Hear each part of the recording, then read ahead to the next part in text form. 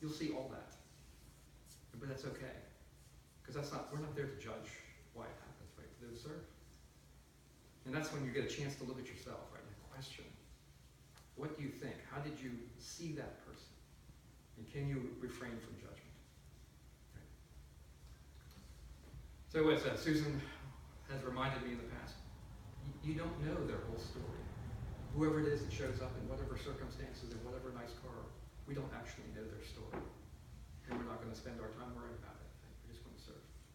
So in one of the first days at the food pantry, I rolled this heavily loaded cart. It's a beat-up old car of a young woman. It's obviously a young mom with lots of kids and all kinds of stuff in there. Loading the groceries into her trunk.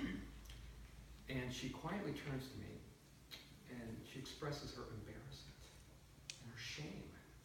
Her shame. That needing help to feed her children.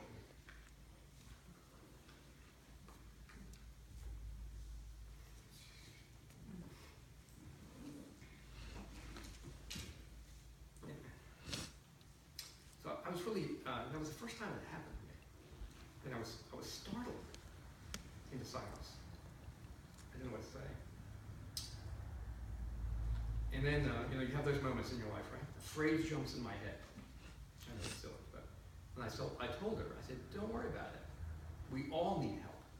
Just different kinds at different times. And she laughs and she smiles and I smile and I turn away. And I bet we've all had this feeling, right? I'm just overwhelmed. Because I realized I was supposed to be there. At that moment, with that woman saying those words, I was supposed to be there. It wasn't my will. So for me, every Saturday has one or two of those moments, right? Not every person is different.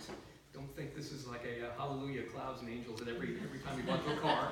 That's not the way life works. But if your mind is open and your heart is ready, I get one or two of those moments every Saturday. And it's people who need to say something. They need to explain why they're there. Their recent job loss, right? Their change in family circumstances like a divorce. Some of them have to explain to you why their car is so cluttered because they're between homes. Some of them are clearly living in their cars. And some of them just need to be heard, right? Respectfully heard. And so that's why you go. And by the way, if you ever rolled a card out with Chuck, you know that he'll get their entire life story by the time you get the card. So there's another reason. And he'll have invited them to the next service, by the way. So one Saturday night, right before Christmas, there was a young girl, I guess 8, 10 years old. I'm really bad at guessing ages, and her grandmother come in, and they're regulars. And they come up to the door, and Adrian explained, it's right before Christmas, so we're serving breakfast. So lots of other folks came out to cook breakfast and serve it in the fellowship hall. And of course, Adrian knows these families, so she knows there are other people waiting in the car. So she says to the little girl and grandma, "We're serving breakfast today. You want to bring everybody in?" And the little girl is literally skipping across the parking lot, right, in pure joy. And they have breakfast, and she's just overjoyed. And she gets in the car and she's opening, they have breakfast. And it's one of these gigantic pickup trucks, right? It's about the size of half of this sanctuary. And the door is slowly open. And it was almost like one of those clown car things. I mean, I don't know how many people came out of that truck. I mean, there were at least 3 generations, maybe 2 families, and people slowly coming out of the truck and heading in to have breakfast. And they came in and we had clothes for them, we had kitchenware and all that kind of stuff. And it was right before Christmas, and I think that year, and I know that year we had at least a couple of big artificial Christmas trees. So the family is going to take one of those. So the young man, the young son, and I guess he's very early 20s, early mid-20s. And so he and I are going to carry the tree out to the truck together. So we carry it. And so forgive me, this is a big young man. I mean, just a giant young man. And he has not said a word, right? He's just, grandma or somebody says, take the tree out. So, well, it's snowing out there. There's a light snow falling. He's in shorts. He's wearing sandals. He doesn't have a word to say, right? And so we're carrying out. load the thing up in there, we strap it in there. And then he turns to me, and I start to get his story. He starts telling me, you know, he'd gone to trade school,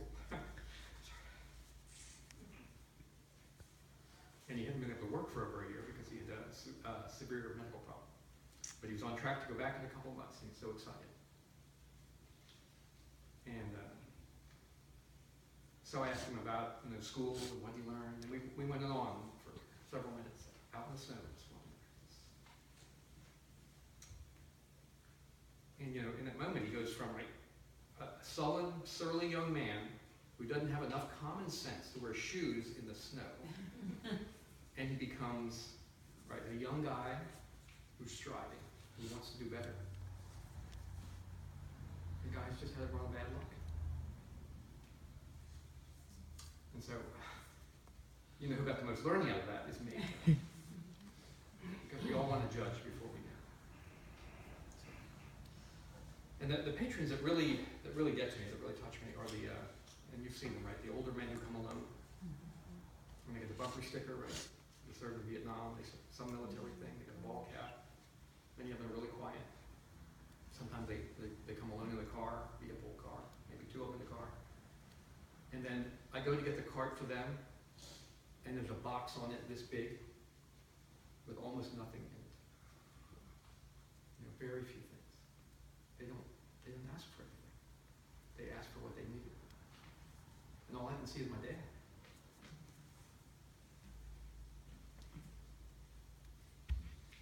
My dad was a child of the Depression, served in 3 wars, knew poverty, knew hunger, but he was grateful for every blessing in his life. And it would never occur to him to take more than he needed.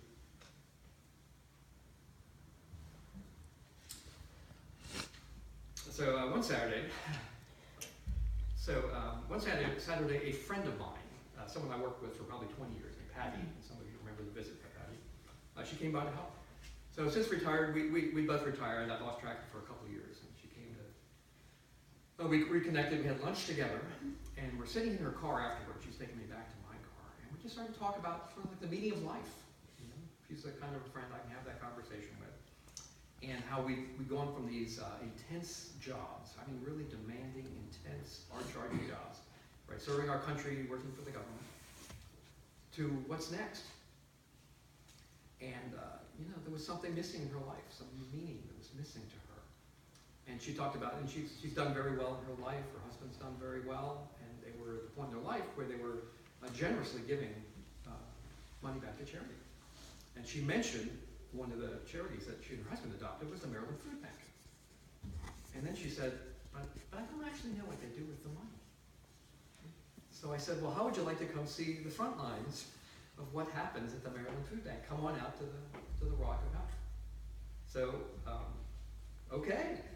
So she drives up from Suburban Park one Saturday, gives up golf, her passion, to come see this. And I have to admit, my only regret about this visit was I did not warn Suburban, because Patty is intense. Patty is really bright. And once she got a hold of Sue, she never stopped asking questions. So she was gently, respectfully peppering Sue with all these questions, right? Because she knew that she supported the notion of the food bank, but she didn't know how it actually worked. So Sue, and just listening to Sue describe it as this humble, patient explanation of the thinking, the shopping, the organizing, the fetching, the reorganizing, the repackaging that it takes to make the food bank happen. And half of this I'd never heard before. An astounding amount of work, right? So that we could come work for a few hours here to serve. Patty also mentioned that she had a niece who was involved in something called the Appalachian Project. And as she described it, this sounded pretty familiar. So I introduced, and I didn't warn you either, sorry, Nancy, I introduced Patty to Nancy. And it turned out, after a zillion questions, right, that the Appalachian Project is closely, the origins of that are associated with Camp Hope. Right? So it's the same people, right? It's sort of a spin-off from that or whatever. So Patty wouldn't let go, right? She's full of these great questions because she wanted to know, how does this work? Why do people do it? How do you choose a project, right? How do you organize it? How do you design this? Where do you get the supplies? She wanted to know all those kinds of things. So this went on for the rest of the day. So between groceries, Patty was unstoppable with these kinds of questions. And so she went back, and she was amazed. She was astounded. And she goes to a big Catholic church, right?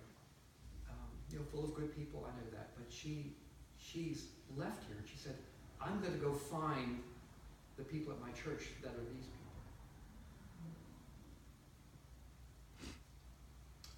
So I'm the observer watching this happen.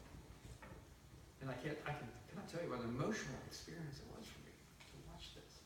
And I originally thought, I feel proud. I'm proud to be part of it. It's not pride. Right? Pride's a dangerous emotion. What I really felt was awe. This overwhelming reverence. This moment where you understand that there's more going on here than we can see. There's more to life than the physical expression of the works of man. That there's something bigger here that we're all part of. That was really amazing. It's awe, AWE. It's a very astounding feeling, right? A declaration, a way to stand humbly before God. So as Nancy recently pointed out, even the waiting area of this is its own ministry. These are people coming in, sometimes literally from the cold, right, into a place of sanctuary.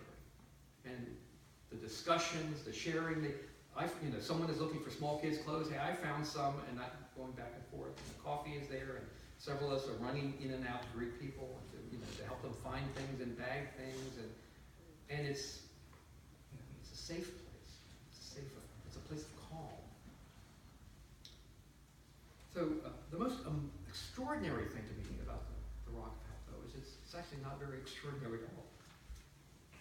This work of community service happens basically every day at Ebenezer through numerous other ministries, right?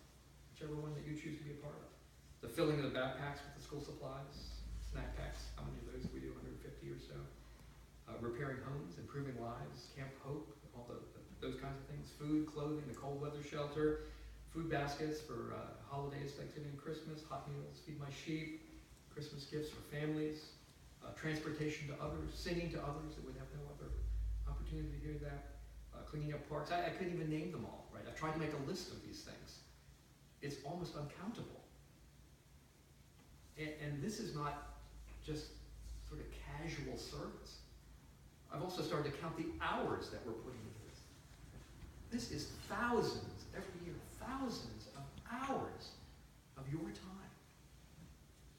But you couldn't count the time. You can't count the donations, the money, the energy that goes into this. And literally serving hundreds and hundreds of your neighbors. I once called this in one of the meetings the small church with a big footprint. Doesn't it feel that way? A few of us, right, this small congregation can touch hundreds of lives. In a recent Bible study class, Reverend Judy asked us to think about something, and it really struck me as an important question.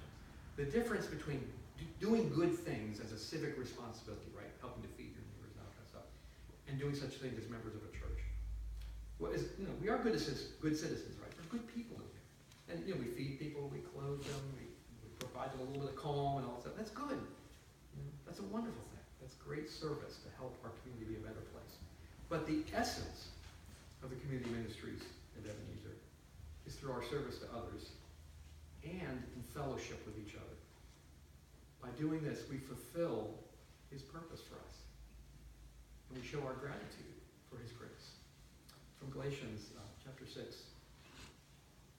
Carry each other's burdens, and in this way you will fulfill the law of Christ. That's it. That's what we're doing. The world around us, and it's a crazy time.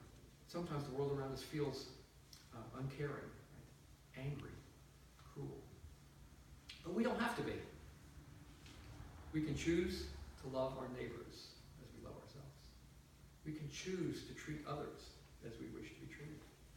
And we can choose to take action that honors the lessons of Jesus and to help each other fulfill God's purpose for us. So thank you all for all of your good choices. Thank you for your inspiration and